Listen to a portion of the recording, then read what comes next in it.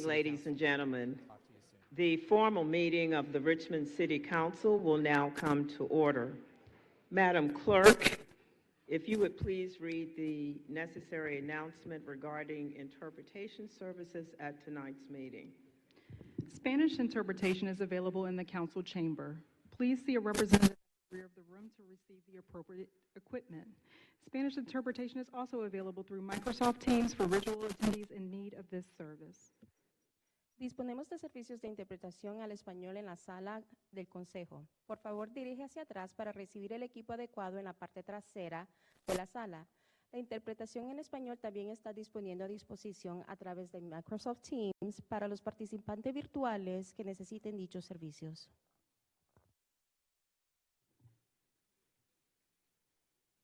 Thank you.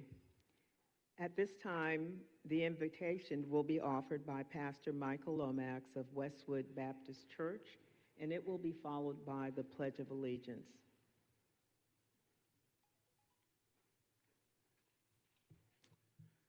Let us bow. God of heaven and earth, we thank you for this great assembly. We thank you, O God, for those who have been elected and assigned to this great task, to serve Richmond and all of her citizens.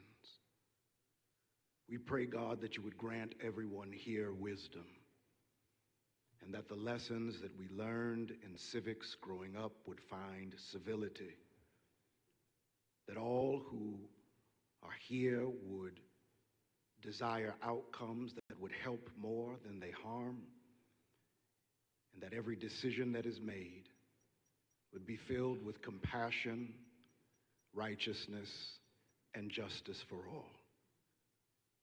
It's in the name of the great Creator that we pray. Amen.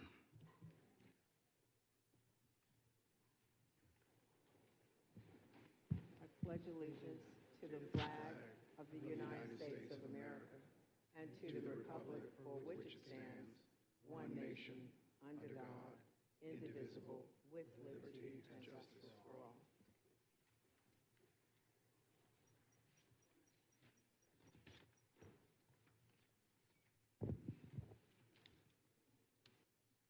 Ladies and gentlemen, as you may know, the very first African-American mayor of the city of Richmond and Virginia State Senator Henry L. Marsh III passed away last Thursday night at the age of 91.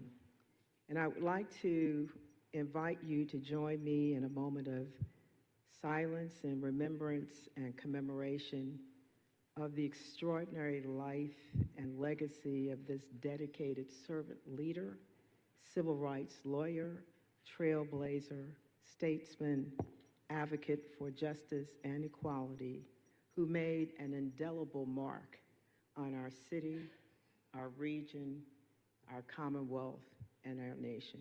Please join me.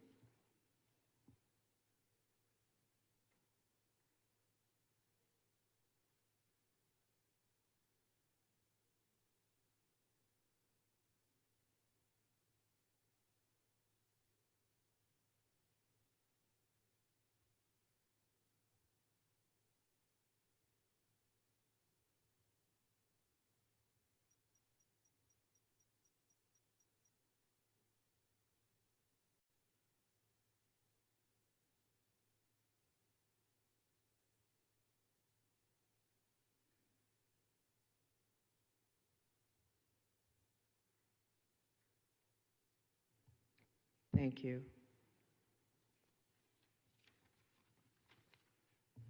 Madam Clerk, if you will proceed with the chamber emergency evacuation announcement followed by the public speaker guidelines. Upon activation of the emergency alarm signal, all persons should immediately exit the building. Please use the exits to the left or right front of the council chamber or the east or west stairwell outside the rear doors of the chamber. Do not use elevators or escalators. After exiting the building, proceed to the assembly area located in front of the Department of Social Services building at 900 East Marshall Street. Citizens and employees should assist visually and hearing impaired visitors with exiting the building. Public speaker guidelines. Individuals wishing to speak during public hearings and the public comment period are generally allowed 3 minutes to speak. Persons appearing before council are not allowed to campaign for public office, promote private business ventures, use language of a personal nature which insults or demeans any person, including comments directed at public officials or staff members that are not related to their official duties, or address or question staff members directly. All questions are to be directed to the President of Council. Failure to adhere to the guidelines may result in speakers forfeiting any remaining time, and further disciplinary action is necessary, which can include barring from attendance at future meetings of the City Council for a period of 6 months. Members of the public who registered in advance to speak virtually will be called at the appropriate time, either during the public comment period or during the public hearing for the legislation on which they signed up to address. Thank you, Madam Clerk. Members, pursuant to Rule 3D 4B of Council's Rules of Procedure, Council Member Stephanie Lynch has requested to participate in this meeting via Microsoft Teams from her home due to a medical condition, thereby preventing her physical attendance. The council members present must adopt a motion to approve her participation in this meeting by electronic communication means if it appears to us that her request complies with Rule 3D. At this time, pursuant to council's rules, I will solicit a motion from the members physically assembled approving Ms. Lynch's participation in this meeting by electronic communication means. So moved, Madam Chair.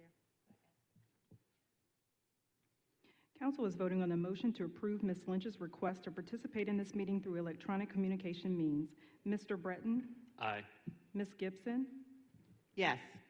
Ms. Jones? Aye. Ms. Robertson? Aye. Ms. Trammell? Aye. Ms. Abubakar? Aye.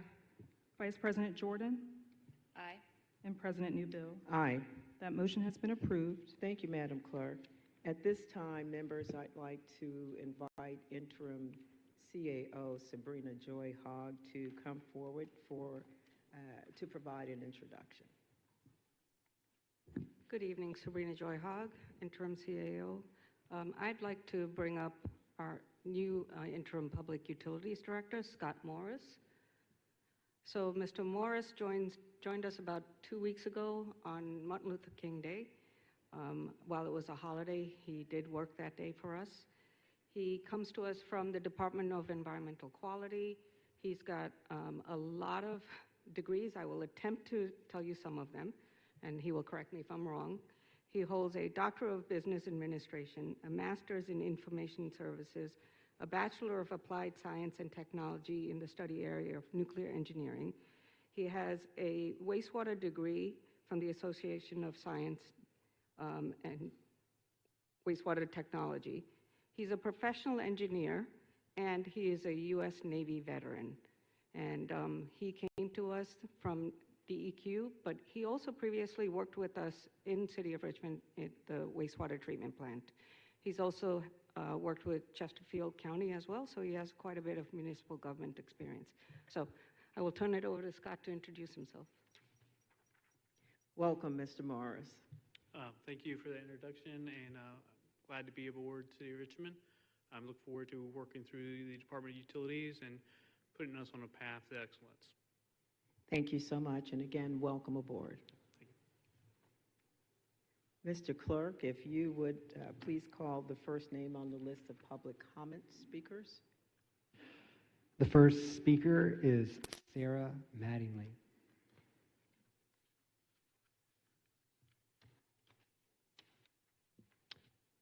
The next speaker is Jose Fox.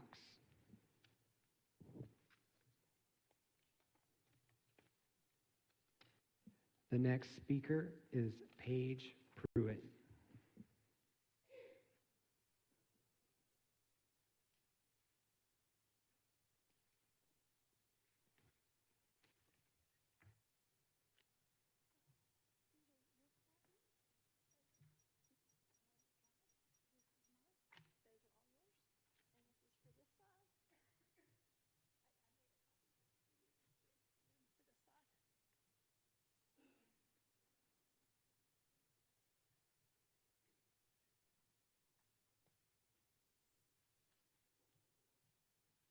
Welcome, Ms. Pruitt.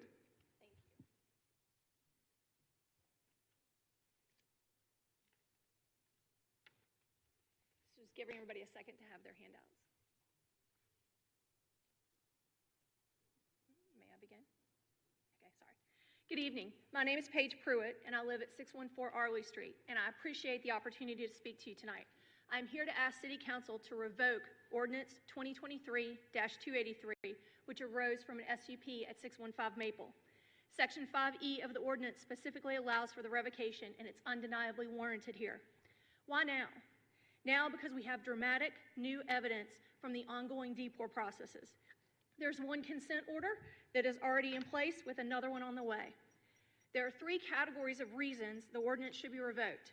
For the first two, the violation of express SUP conditions and the numerous ongoing zoning, permit, and fire code violations and potential violations, you've received those by mail, so I'm not going to touch on those here.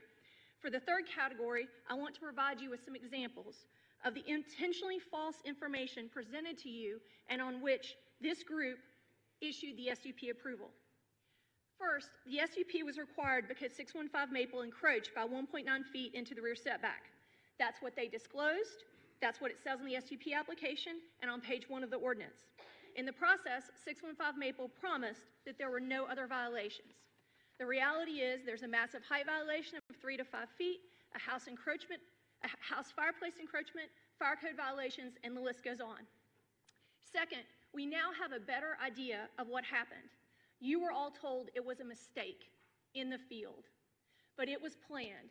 If you refer to your statement in here, you will see the statement from the surveyor who confirms that it was planned from the beginning.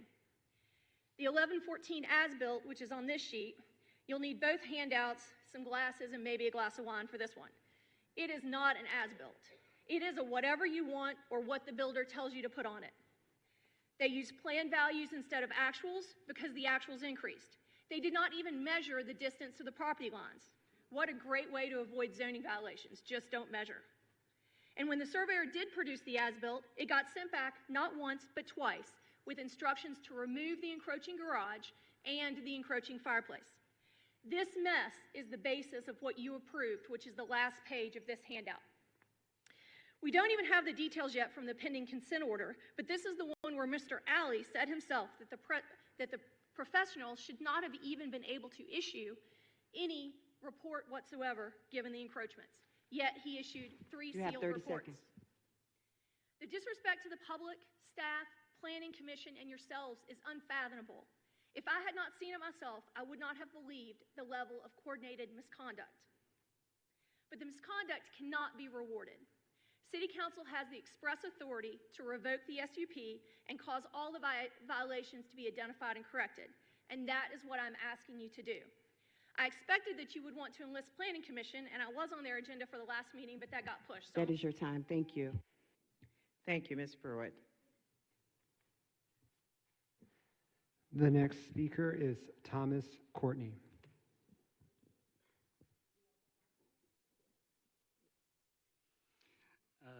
Good evening, members of council. Mr. Brayton has also been briefed on this topic, and it is a similar topic as the previous speaker in relation to zoning and a special use permit. So my name is Thomas Courtney, and we stand before you as neighborhood representatives concerned about the construction of an industrial warehouse on residential land in the Museum District. This space was set aside by a 1976 and 1987 ordinance that had restricted that parcel's use to parking and landscaping improvements for the benefit of a commercial use on the corner, now a school. These arrangements were secured via a SUP and public feedback, which has been in harmony for close to 50 years.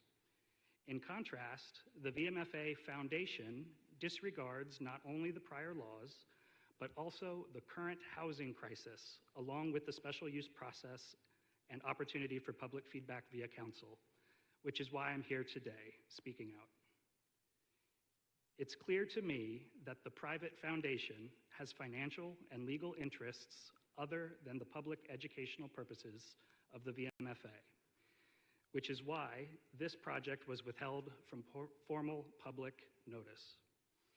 In addition to their plans for a warehouse, they have quietly acquired 4 other residential parcels on Grove Avenue, one of which is a bed and breakfast lodging business.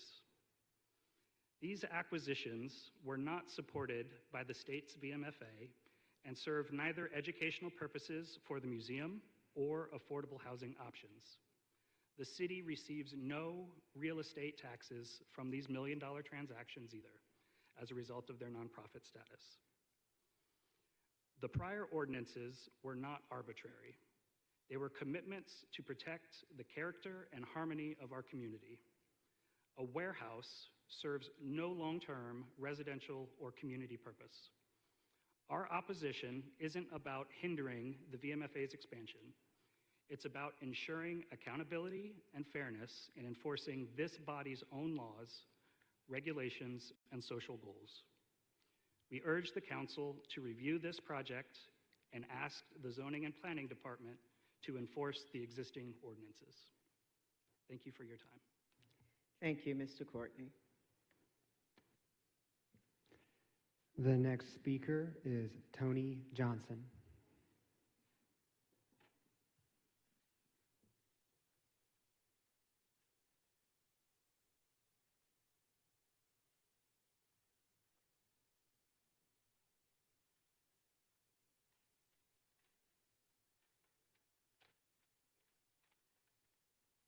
Good evening, Council President and members of the council. I'm here representing the homeless in the city of Richmond. So last week, the temperatures were down to 10%, and we had so many homeless people, 10 degrees, and we had so many homeless people in the street. The 2 shelters that were open was one on Chamberlain Avenue, which only housed 100. Then we had the Daily Planet on Marshall Street that only housed 50. There has been reports that a lot of the homeless people out, especially last week, suffered from frostbite. They lost legs, arms, and everything. It was also reported to me last week that a man in Southside, he died from the cold. I'm just not understanding why the city is not doing more for the homeless in the city of Richmond. I'm also questioning why was $2 million allocated to the Richmond Animal Care and Control. I have a cat, I love animals, but there are people laying on the streets. When you leave out here tonight to go home to your homes, you'll probably, on my way here, I passed 5 homeless people. Now, also, the monies, I'm still trying to figure out why the monies were taken from Home Again, which helped the homeless. There was also an apartment building on 4th and Grace, affordable housing. That was closed down, lack of city funds. And also, I'm trying to figure out why are so many apartment buildings being built in the city of Richmond and only a certain population of people can afford. I work every day. I couldn't afford these apartments. So, and another thing I want to know is why is the Arthur Ashe Center sitting vacant? Why can't you open that up for the homeless to get these people out of the cold? You know, I'm not understanding what is going on. I don't know if y'all know this or not, but people 55 and older represent 44% of the homeless population. Solutions, build more affordable housing, more shelter for the homeless. You know, and I'm just not understanding. The people that are paying rent in Richmond now is more than my mortgage. You know, I don't know why the council, I don't know who is behind this, but you need to do something else for the homeless population before we have more deaths in the city. Thank you.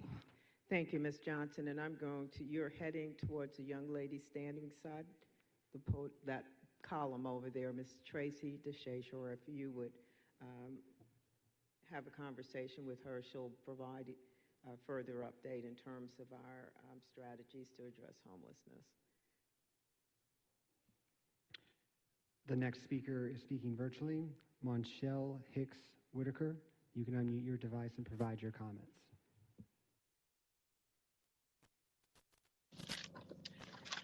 Good evening. My name is Monshelle Hicks Whitaker. I'm a Richmond City resident, and I want to propose a community-centered initiative that addresses two key issues. One, which the lady just spoke about, homelessness, and the second, land remediation. Richmond has a growing need to address two interconnected challenges. That is environmental remediation, vacant lands, often neglected and left contaminated, limiting their potential use and impacting the health of nearby communities. And homelessness, the lack of affordable housing leaves many residents vulnerable, straining social services and perpetuating cycles of poverty. Now, I propose that Richmond designates underutilized land for a pilot program with two phases. The first phase being land remediation. By utilizing natural and sustainable methods such as plant and phytoremediation crops, the city can restore these lands, making them safer and more valuable for future development. This approach is environmentally friendly and aligns with Richmond's sustainability goals. The second phase, affordable housing development. Once the land is remediated, it can be repurposed by constructing affordable, sustainable housing. Innovative materials can be used to ensure that these houses are energy efficient and environmentally conscious. I'm sorry. Now the benefits. This initiative will provide multiple benefits for the city of Richmond. Environmental restoration, healthier lands, ready for development and community use. Sustainability leadership. Richmond can be a model for other cities to follow in addressing environmental and housing challenges. And community impact.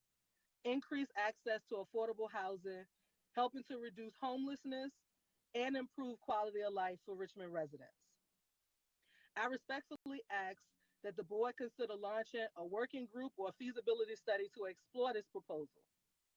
Together, we can transform vacant spaces into opportunities that uplift our community and protect the environment. Thank you for your time and for your commitment to Richmond's future. I look forward to supporting this effort in any way I can. Thank you, Ms. Hicks Whitaker. The final speaker is Lori Crouch. Lori Crouch. And Madam President, that concludes the list of the public comment period. Thank you, Mr. Clark. At this time, we'll move on.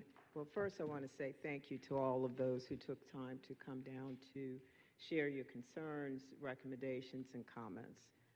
Certainly, staff are here from the administration as well as from city council offices, and certainly will review that. Some of what was shared we know are items that are currently in litigation, and so we could not have any discussion of those from the podium, but we appreciate always your bringing voice and recommendations to this body and to the administration. Thank you. Mr. Clark, let's move on to review any amendments to tonight's agenda. Yes, Madam President. The amendments to tonight's agenda are as follows. Item 1, Ordinance 2024-312 will be continued to the Monday, February 24th council meeting. Item 14, Resolution 2024-R041 will be continued to the Monday, March 24th council meeting. And lastly, Item 16, Resolution 2025-R008 will be amended later this evening and then considered. Madam President, those are all the amendments to tonight's agenda. Thank you, Mr. Clerk. Does any member of council have any additional amendments to tonight's agenda? Seeing none, is there a motion to accept the agenda as amended? So moved.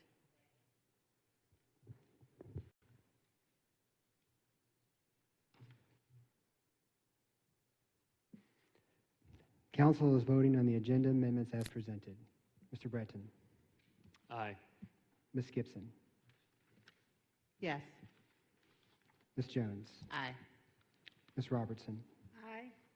Ms. Lynch.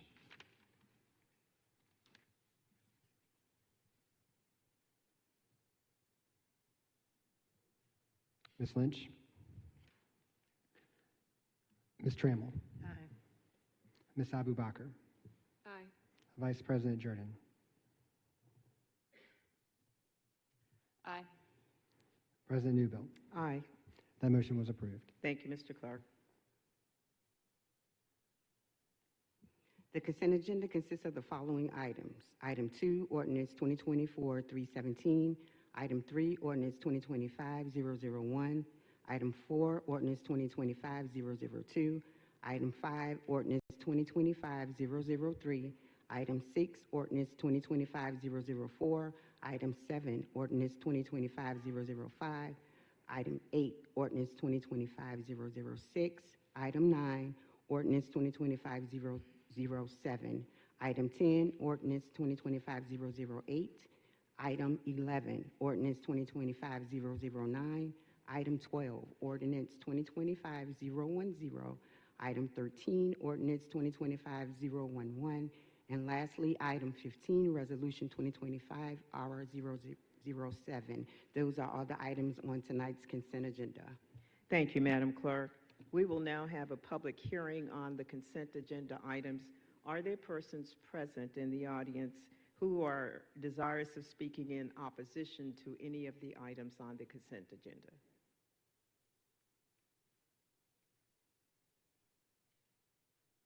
Okay. Madam Clerk, do we have any virtual that we can tell? No, Madam President, there are no virtual speakers tonight. Thank you. Then are there persons present desirous of speaking in favor of any of the items on the consent agenda? If you would come forward.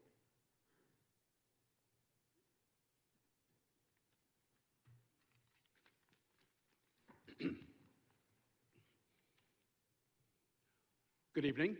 I'm Good Martin evening. Wegbright. I am an emeritus pro bono attorney and the retired director of litigation at Central Virginia Legal Aid Society. With me is my colleague, Steve Dickinson, who is the executive director of Central Virginia Legal Aid Society, and he's here to answer any questions you have about item number 3, which is the item we are here in support of and appreciation of, which is the $500,000 to fund Central Virginia Legal Aid Society to provide attorneys for tenants who are facing eviction in the City of Richmond General District Court. We thank you not only on behalf of Central Virginia Legal Aid Society, but also on behalf of the hundreds of families whose this funding will keep them more stably housed going forward.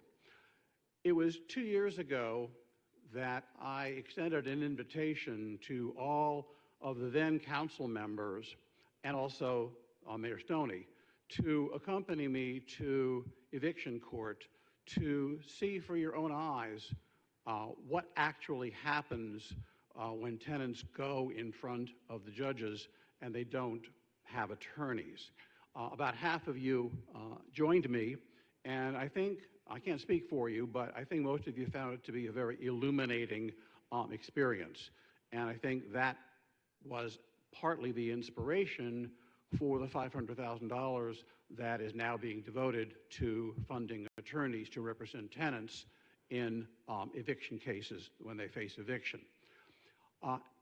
Half of you, well, 4 of you, were not on council then. And so you did not have the opportunity to get an invitation from me to accompany me to eviction court and observe with your own eyes what happens in that court. I intend to fix that. And so by the end of this week, all of you, all 9 of you and our new mayor, will receive an invitation from me to accompany me sometime next month in February to see for your own eyes what happens in eviction court, both for the few tenants who have attorneys as well as the vast majority who don't. I hope that most of you will attend. I think you will find it to be an illuminating experience. Thank you so much. Thank you, Mr. Wegbright. Thank you so much, and certainly thank you for your work prior to your retirement and for the invitation to come over to court, which several members did do. I know I did, and some others as well. So greatly appreciate all of the efforts, and welcome aboard. Thank you, President Newbill. Appreciate it. Mhm.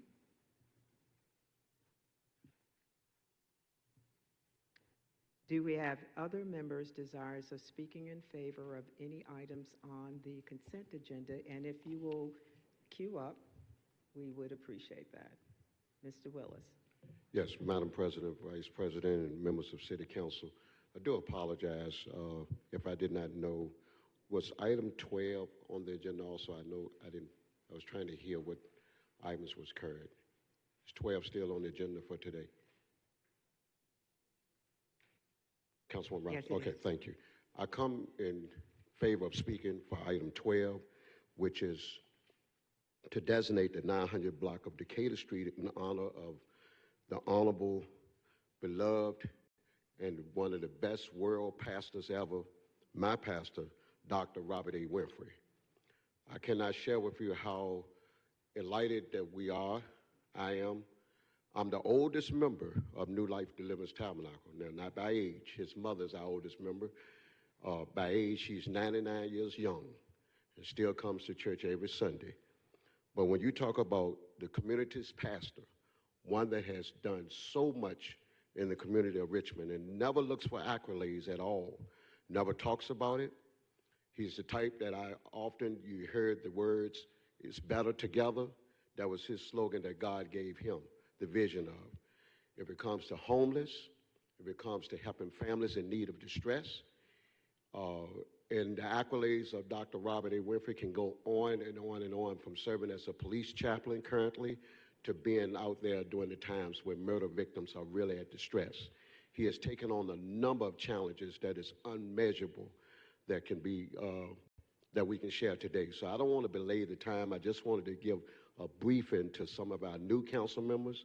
Those that have been around pretty much know Dr. Robert A. Winfrey. I can say that when there came time for the pandemic and a lot of places closed for Feed More, New Life Delivers Tabernacle under his leadership stayed open. When there was time where there were students out of school that got suspended for 10 days or less, of course, you know, they are waiting to come back to school. Dr. Robert A. Winfrey offered a program called Strive to Stay Alive, where those kids could go to that program, where they could be housed somewhere, where they could get their schoolwork and not be out in the streets.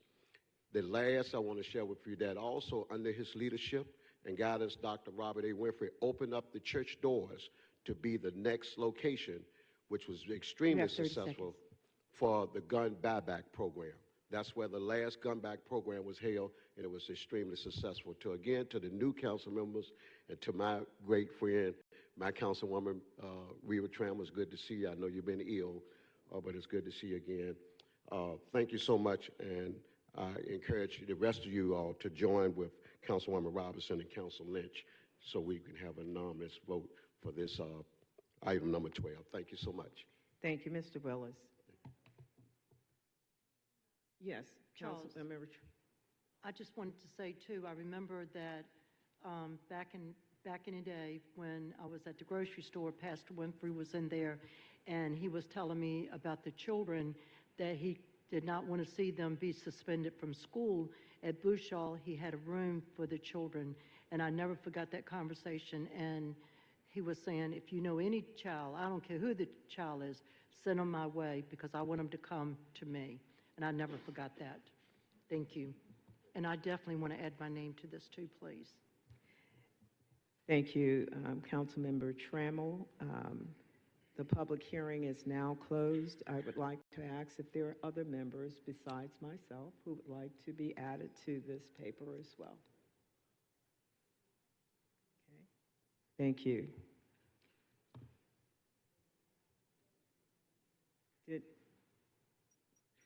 Madam Clerk, did we get everyone sick? Okay, I'm sorry, I didn't see. Yes, Councilmember Gibson. Thank you, Madam President. I wanted to speak on 2 items on the consent agenda. Thank you. In regards to Ordinance 2025-01, where we are providing made the transfer for the $500,000 to the Legal Aid Society. Certainly very much in support of that, and I appreciate the speakers for coming out this evening. And I would encourage you to return, because what I think we need to know is, like, is this enough? And because it looks good, it sounds great, right, to provide the information, but please continue to hold us accountable to ensure that we're providing the service. I have spent many hours at the courthouse and was appalled at the number of proceedings that occurred, at the disparity between those who were evicted and not, and so the service is beyond needed, and I'm thankful that you all are able to do that work, but I do want to make sure that this is not the end of that discussion, so thank you. And in regards to item ordinance 2024-317, that is the ordinance concerning the use of the speed cameras. I support that as well, but I did also want to ask that we or that we have a clear understanding in terms of the data for this. How long is the RPD going to be keeping that data collected by the speed cameras? What are they planning to do with the data? Especially right now in this moment in time, it is critical that we have a clear understanding about that, as there is some apprehension in the public.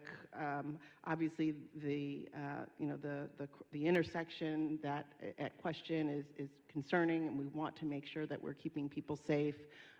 But it is a complex issue, and I want to make sure that we are monitoring the data collection there. Thank you.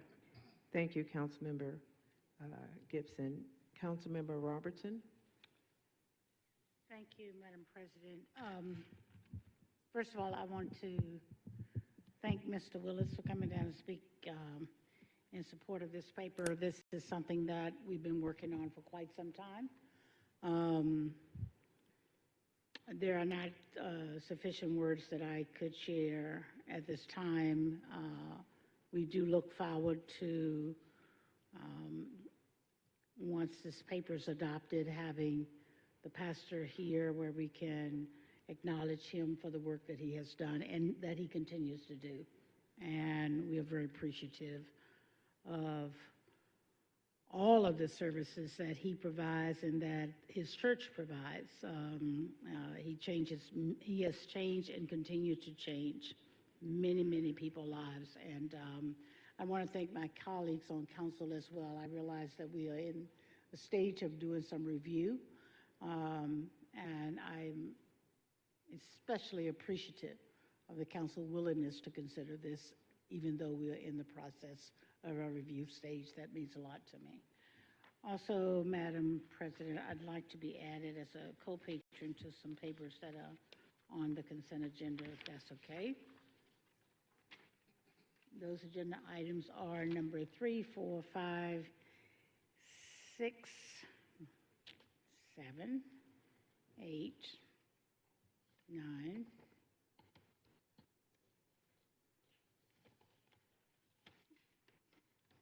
I think that may be it. Hold on one second.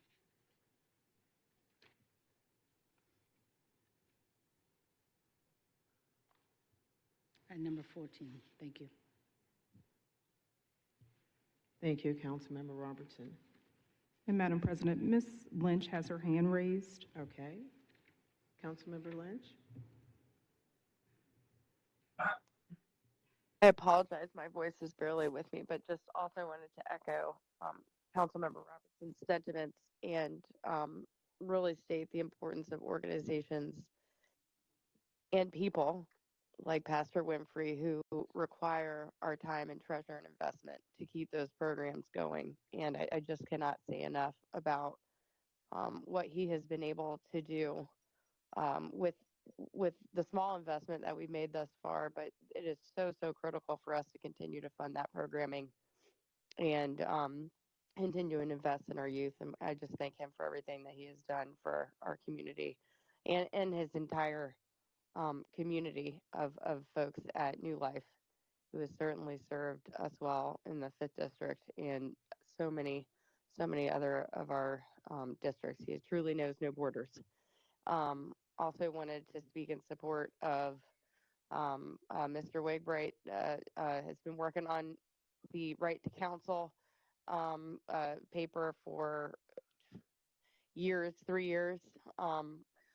If I could wave a magic wand, we would be one of the 3 states that is a right to counsel state. Unfortunately, we're left to fund this by ourselves as a locality with general fund, and it's worth every penny. But Councilmember Gibson's point, I believe it's only it's either 300 cases or 300 hours. It's not enough when we're seeing, on average, anywhere between 100 and 200 families on some of the eviction dockets every month. So absolutely, further investment and prioritization of our very most vulnerable community members is super key. So thank you, Marty, and all the advocates that worked on bringing that forward and bringing it to life, and glad we got it across the finish line. Thank you, Councilmember. Vice President Jordan. Thank you so much, President Newbill. Yes, I would like to be added, and I thought I was already on item 3. I really enjoyed my time with you and your team and seeing the eviction court in process. And I do think you're right. Your efforts, and of course our former colleague Andreas Addison, is why we have this paper. So thank you for everything you continue to do. And also for number 7, thank you. And I think we're lucky to have a new Office of Sustainability where we are trying to help our residents with their energy burdens. So I hope folks will take advantage of this, and my colleagues will help get the word out about these dollars that can help people with their home energy costs. Thank you. Thank you. Councilmember Trammell. No, that's okay. That's all right. Okay. Madam Clerk, I'd like to be added as patron to several papers as well. Number 3, 4, 5, and 7.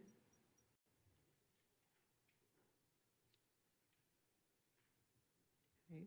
And I want to, Councilmember Jones, I'll come right back to you, but Councilmember Gibson, I have asked that our staff will follow up in terms of those questions that you have with the administration relative item number 14. Okay.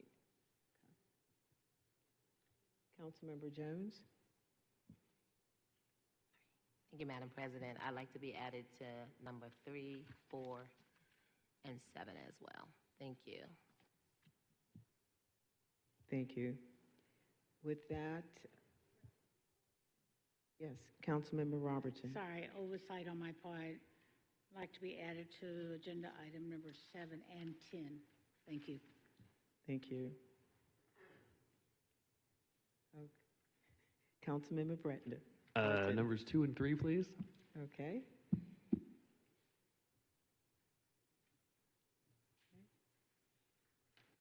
Any other additions? Councilmember Gibson. I had one other question in regarding to the ordinance, the home energy audits. I was wondering if there is any information as to how the nonprofit Veridient was selected, and if there was any consideration to another method by which to distribute the funds for these home energy audits. I think we have someone coming forward who's going to answer that question this time. Hi, good evening. Excuse me. My name is Laura Thomas, Director of the Office of Sustainability. We often partner with a small subset of nonprofit organizations who are already plugged into these programs. So specifically, we started with identifying who internally in the city would be best to partner with, and we identified the HCD, Housing and Community Development. And so attaching to that program that's already existing, the lead program and the state homes program. And because they already have established working relationship for that program, we've linked them into it. Thank you. Yeah. And one item of follow-up, if you could add me to items 2 and 3. Thank you. Okay. Thank you, Ms. Thomas. Madam Clerk, we can call the question. Council is voting on tonight's consent agenda. Mr. Breton? Aye. Ms. Gibson? Yes. Ms. Jones? Aye. Ms. Robertson? Aye. Ms. Lynch? Aye. Ms. Trammell? Aye. Ms. Abubakar? Aye. Vice President Jordan? Aye. And President Newbill? Aye. Those papers have been adopted. Thank you, Madam Clerk. I believe we have a paper to be amended this evening. Yes, this item is to be amended and then voted on if the amendment is accepted.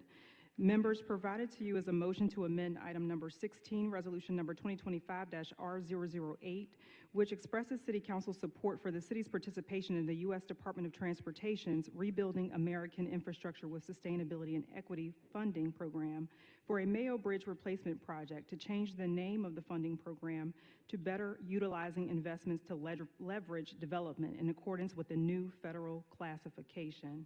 Councilmember Breton, would you make the motion to amend resolution number 2025-R008 as stated? So moved. Councilmember Gibson, will you second that motion, please? I mean, I have mixed feelings about the fact that it's being renamed, to be frank, but I will second. Thank you. Council is voting on the motion to amend resolution number 2025-R008 as stated. Mr. Breton? Aye. Ms. Gibson? Yes. Ms. Jones? Aye. Ms. Robertson? Aye. Ms. Lynch? Aye. Ms. Trammell? Aye. Ms. Abubakar? Aye. Vice President Jordan? Aye. And President Newbill? Aye. That motion has been approved, and that paper is before you as amended for consideration by the council. Thank you. I'll first extend an invitation to anyone from the administration. I see Ms. Dorona Clark about to stand up in the back there relative to the paper and any comment in terms of the amendment. Good evening, council members, council president. Diana Moore Clark here, Deputy Director, Department of Public Works. We just received notice on Friday, that President Trump renamed the RAISE grant in which we are applying for the Mayo Bridge replacement. Again, with that name change, we're still very happy that the program still exists. It still is an eligible project, and that the same amount of dollars are still available for the program. So this is really a technicality to really correct now what the NOFO says, or the Notice of Funding Opportunity, to reflect the name that now President Trump has called this program. Thank you, Ms. Clark, for that clarification. At this point, we will now have a public hearing on the paper. Are there persons present who are desirous of speaking in opposition to the paper? Seeing none, are there persons present desirous of speaking in favor of the paper? The public hearing is now closed. Bring it back to council for any discussion. With that, Madam Clerk. Madam President, Ms. Robertson had her hand raised. Madam Clerk, I'm not sure what's happening on my tech side, so you may have to alert me because her name is not up here actually. But Councilmember Robertson? No. Oh, okay, because I didn't see. Okay, thank you. At this point, Madam Clerk will proceed with the vote on the paper. Okay. Council is now voting on resolution number 2025-R008 as amended. Mr. Breton? Aye. Ms. Gibson? Yes. Ms. Jones? Ms. Robertson? Aye. Ms. Lynch? Aye. Ms. Trammell? Aye. Ms. Abubakar? Aye. Vice President Jordan? Aye. And President Newbill? Aye. That paper has been adopted. Thank you, Madam Clerk. President, may I be added as a patron to this paper? Thank you. Okay. Madam Clerk, you got Councilmember's request, correct? So noted. Thank you. Let's move on to resolution to be expedited. The paper for expedited consideration this evening is as follows. A resolution to remove Andreas Addison and Lincoln Saunders from the Board of Directors of the Greater Richmond Transit Company and to provide for the appointment of Nicole Jones and Sharon Ebert as two of the city's 3 directors of GRTC for the period commencing upon such appointment and terminating on the date of the 2025 annual meeting of shareholders upon the election and qualification of the successors to these directors. Councilmember Jones, will you make the motion to expedite consideration of this paper as required? So moved. Councilmember Robertson, will you second that motion, please? Second. Council is now voting on the motion to expedite consideration of the proposed resolution as read. Mr. Breton? Aye. Ms. Gibson? Yes. Ms. Jones? Aye. Ms. Robertson? Aye. Ms. Lynch? Aye. Ms. Trammell? Aye. Ms. Abubakar? Aye. Vice President Jordan? Aye. President Newbill? Aye. And that paper is before you for consideration. Thank you, Madam Clerk. Just members, I see your light is on, I'm sorry. Thank you. Members, this is pretty much a procedure to make sure that we ensure we have current leadership on the GRTC body. Councilmember Robertson is a member already through the end of, through October. And so with the departure of Councilman Addison and Mr. Saunders, we're in need of replacing those persons. And so we have 2 persons who have graciously agreed to step up to represent us. We have certainly from the administration side, Ms. Sharon Ebert, thank you very much. And certainly from the council side, Councilwoman Jones. And so this paper allows them to go on and take seat and represent and continue to represent the city's interest on that body. So with that, we will now have a public hearing on the paper. Are there persons present desirous of speaking in opposition to the paper? Are there persons present desirous of speaking in favor of the paper? Thank you. Bringing it back to council, the public hearing is closed. Any further discussion or comment? Seeing none, Madam Clerk, please call the question. Council is now voting on the proposed resolution as read. Mr. Breton? Aye. Ms. Gibson? Yes. Ms. Jones? Aye. Ms. Robertson? Aye. Ms. Lynch? Aye. Ms. Trammell? Aye. Ms. Abubakar? Aye. Vice President Jordan? Aye. And President Newbill? Aye. That paper has been adopted. Thank you, Madam Clerk. Let's move on to the approval of the minutes. The minutes to be approved are for the January 2nd, 2025 special organizational meeting held at 4 p.m. and the January 13th, 2025 4 o'clock informal and 6 o'clock formal meetings. If there are no amendments or corrections, then those meeting minutes will stand approved as presented. Thank you, Mr. Clerk.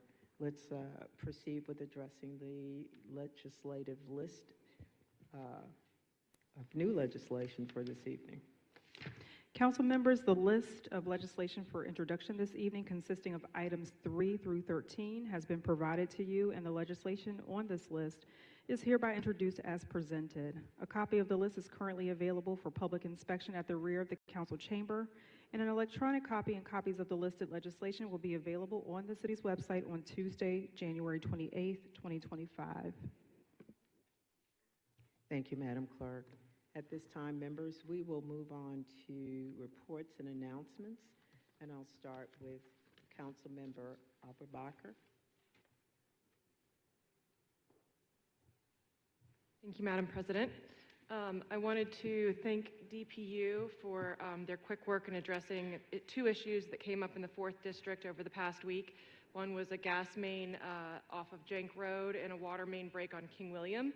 Their swift response ensured the safety of our community, and we were able to restore service to make sure people had heat and that there was no infrastructure damage. I also appreciate the administration's commitment to more rapid and timely communication when infrastructure issues arise in our district. I personally find that keeping our residents informed is essential, and I hope to continue to provide those timely updates. I also wanted to thank our partners at DPW for their swift response to a damaged guardrail on Riverside Drive.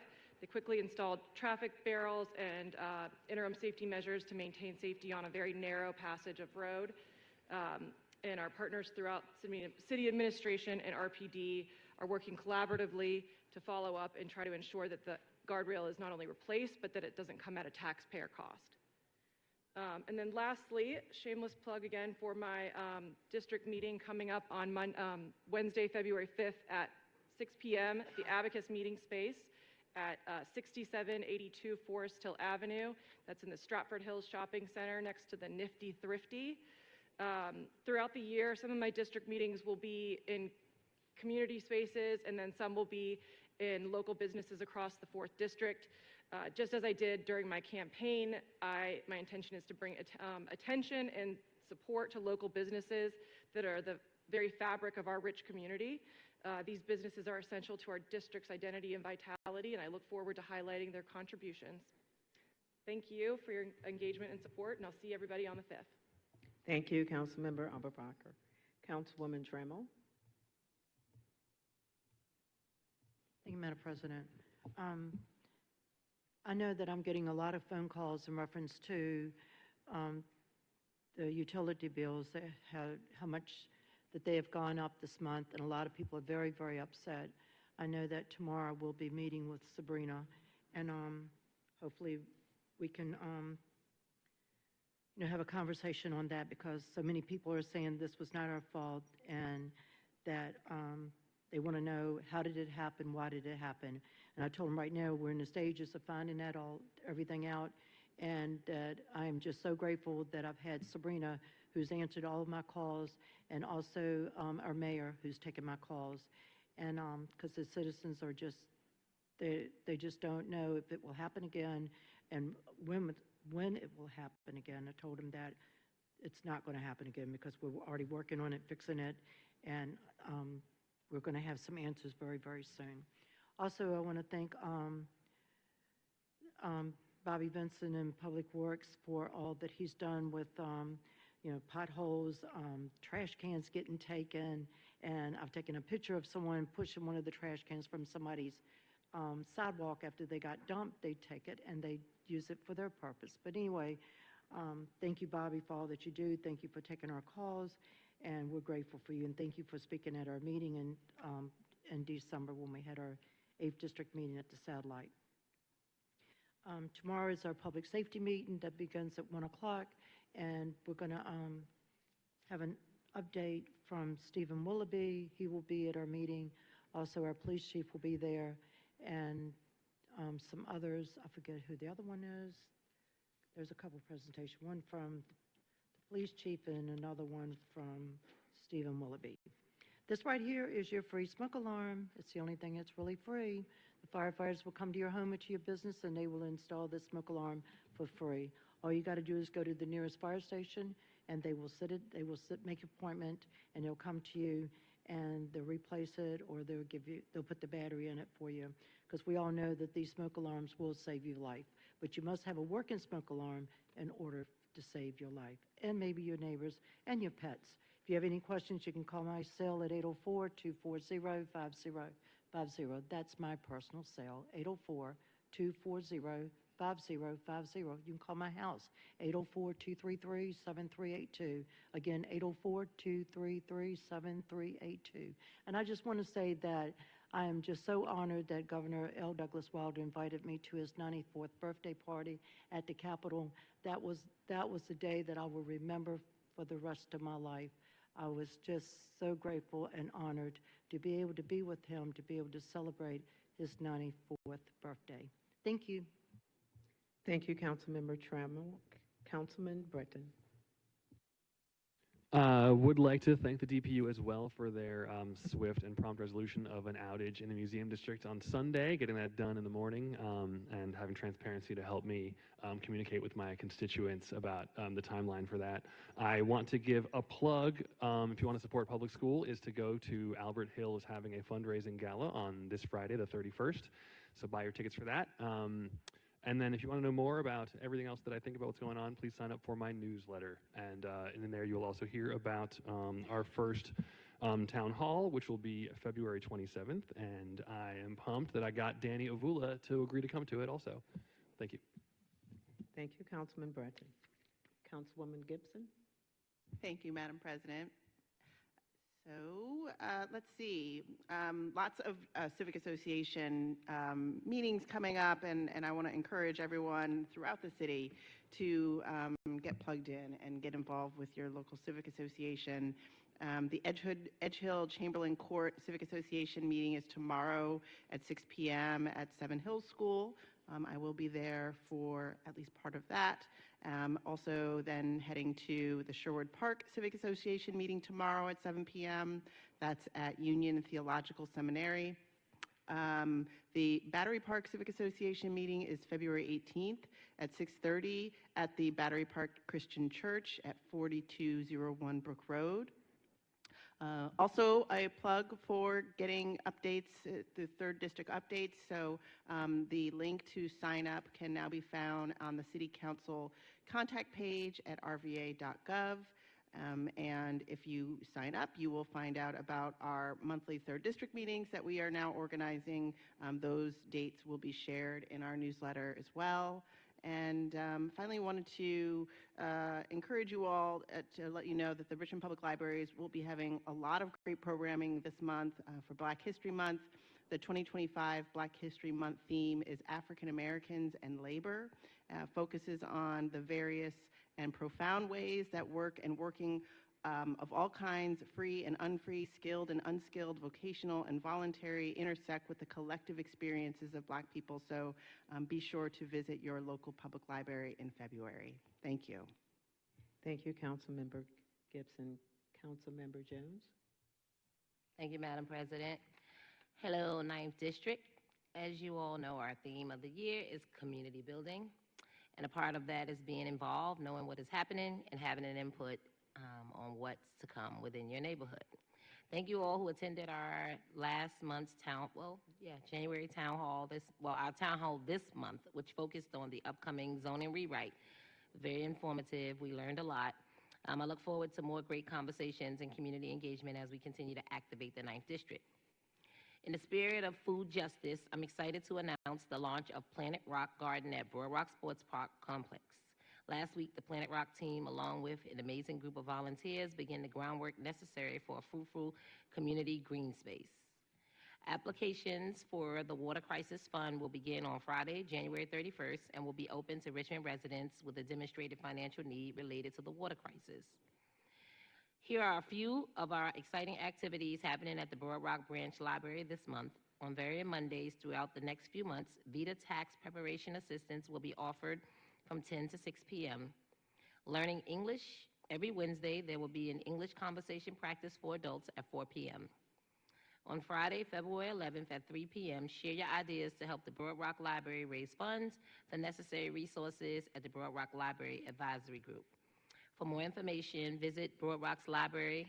You can visit the website or stop by and get to know some of our favorite librarians. And as always, you can reach me, my office, at nicole.jones at rva.gov or by phone at 804-646-2779, or my liaison, Ms. Taya.west@rba.gov.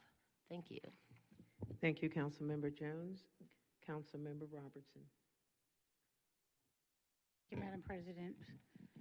I have a few announcements for residents of the 6th District. First, we had planned to have a town meeting on tomorrow, the 28th. Due to some conflicts with the location that we had hoped to have the meeting, we are rescheduling that meeting to February the 18th. Meeting will be at 5:30, and it is planned to be at the Richmond Time-Dispatch Building, the 300 block of Franklin Street. You will be getting more information on that. The Hall Street Merchants Association is also having their regular meeting Tuesday this week. That meeting will start at 6 o'clock as well, and it is located at 1417.5 Hall Street. On Thursday, the Oak Grove Hillside Bellmead Community meeting is being held at 1011 Commerce Road at the LaDiff Furniture Company. And this meeting will start at 6 o'clock, and it is to review the final small area plan for the Oak Grove Hillside Bellmead community.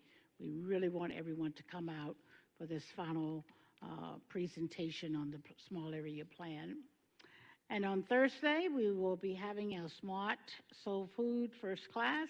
We have a full class for this next 6 weeks, but we want to encourage people to go to the website and register for the next upcoming class. That will also be held at the Annie Giles Resource Center on Oliver Hill Way. I want to also let the community at large know that we are changing our standard meeting time for the Finance and Economic Development Committee. We usually meet on a Thursday. That meeting is being moved to February the 19th, which is the third Wednesday in February, and will continue to be held on the third Wednesday from 2 o'clock to 4 here in the chamber. As always, if you need to reach me, my phone number is 804-314-7658. Also, you may send me emails to ellen.robertson@richmondgov.com. Is that right? No. At rva.gov. I'm still at the old address, sorry. And also you can reach my office at 646-7964, and Gail Harris will be willing to help you. Thank you very much. Councilwoman Trammell.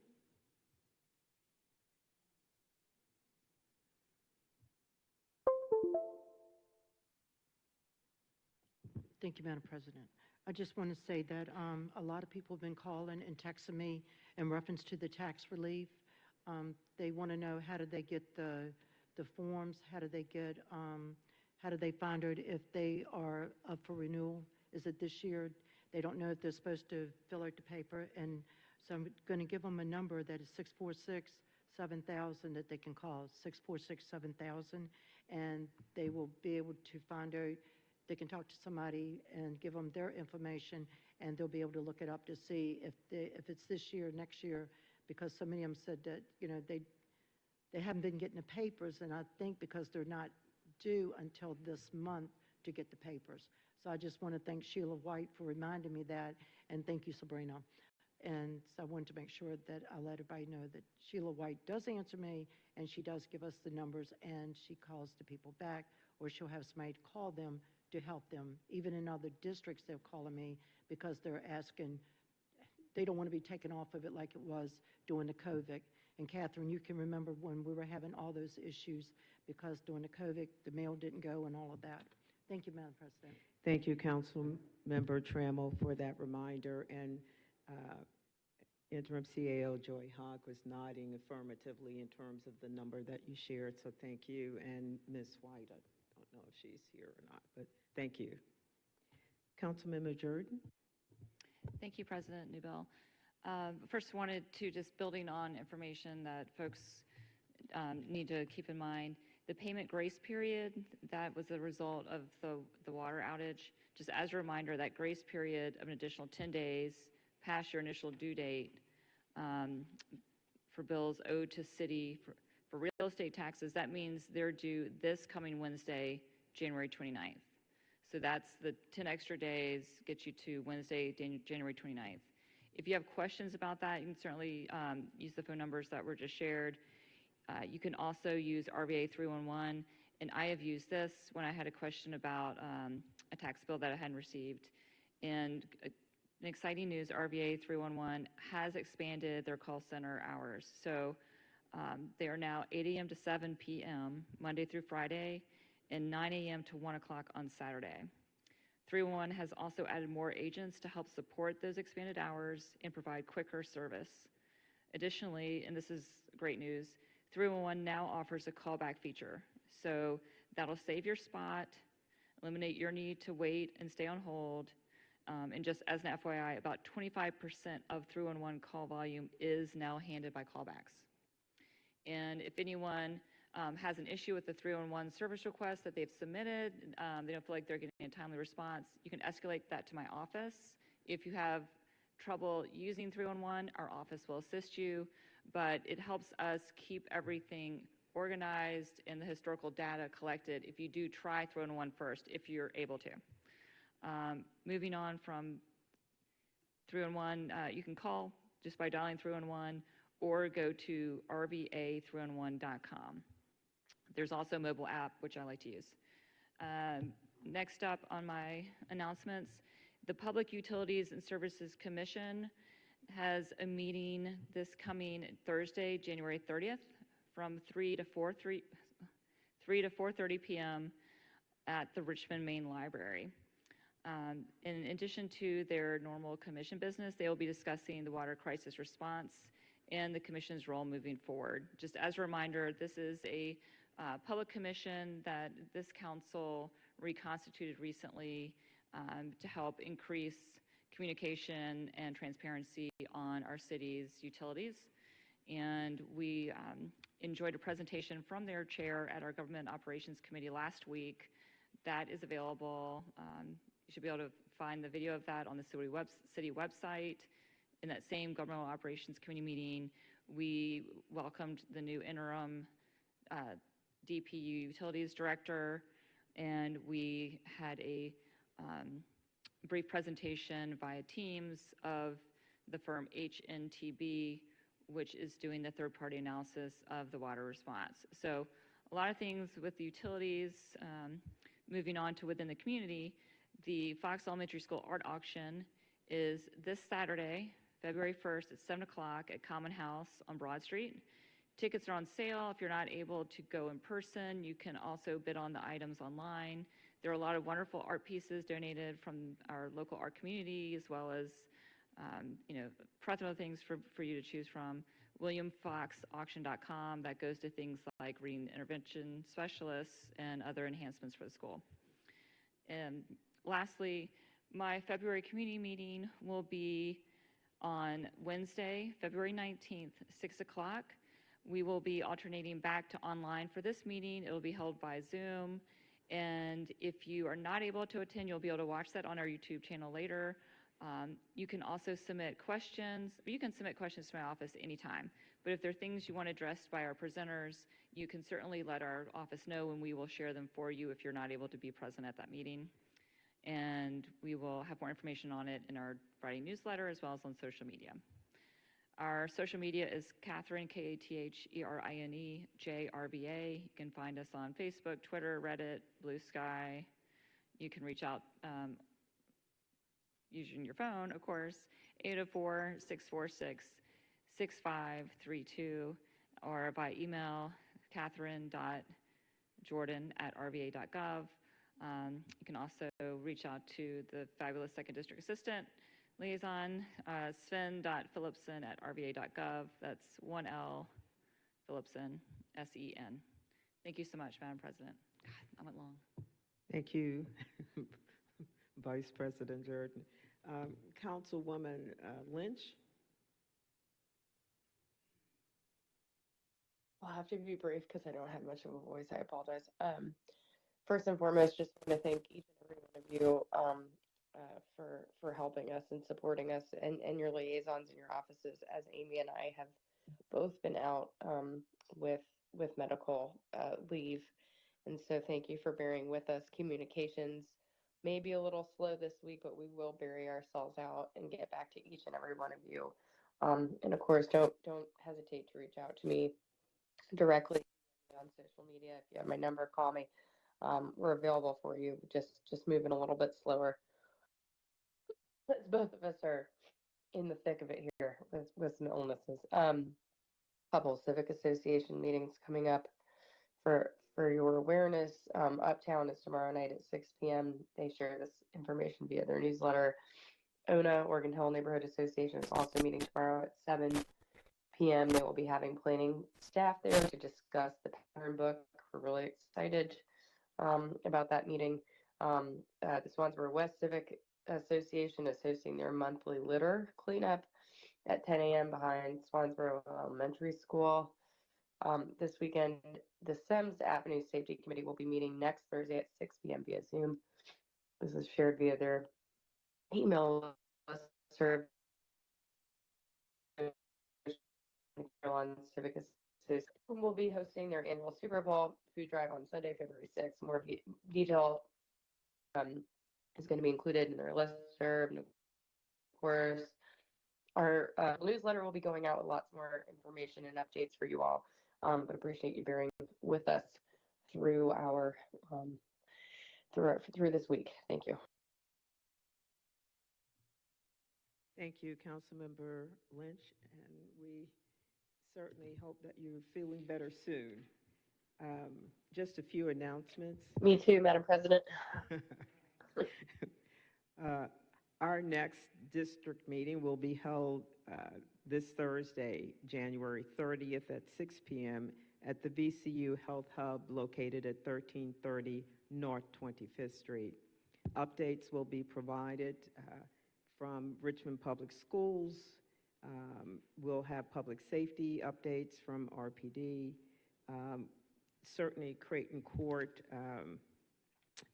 development and just the current status from RRHA, Bon Secours in terms of the Urgent Care Center and other services that have been brought online, our community participatory budget update will be provided, as well as updates on other major projects in progress like Luxfield, that if you've passed there, it's pretty incredible the progress that has been made, as well as St. John's Church and the concern there in terms of the surrounding stones and the status of them that seem to be challenging at the moment. The Churchill Association will be hosting a crime prevention meeting on Thursday, January 30th at 6 p.m. at the East End Library located at 25th and R Streets. The Churchill Central Civic Association will hold its next Civic Association meeting on February 6th at 6 p.m. The meeting will be held at the East District Building located at 701 North 25th Street. Really excited to announce the 11th Annual 7th District for the Love of Our Seniors Valentine's Day Celebration and Resource Fair, which will be held on Valentine's Day, February 14, 11 to 3 p.m. at Main Street Station. We will have community service providers, special guests, health screenings, flu shots, vaccination, door prizes, lunch, entertainment, etc. So more to come in terms of that event and partnering certainly with our Office of Aging and Disability Services. For more or additional information, feel free to contact my liaison, Sam Patterson, cell number 804-543, giving the wrong one, 804-241, giving you mine for the first one, 804-241-7544, and then my cell number, 804-543-7837. Thank you. And members, at this point, we have concluded the agenda for this meeting, and the meeting now stands adjourned. Thank you.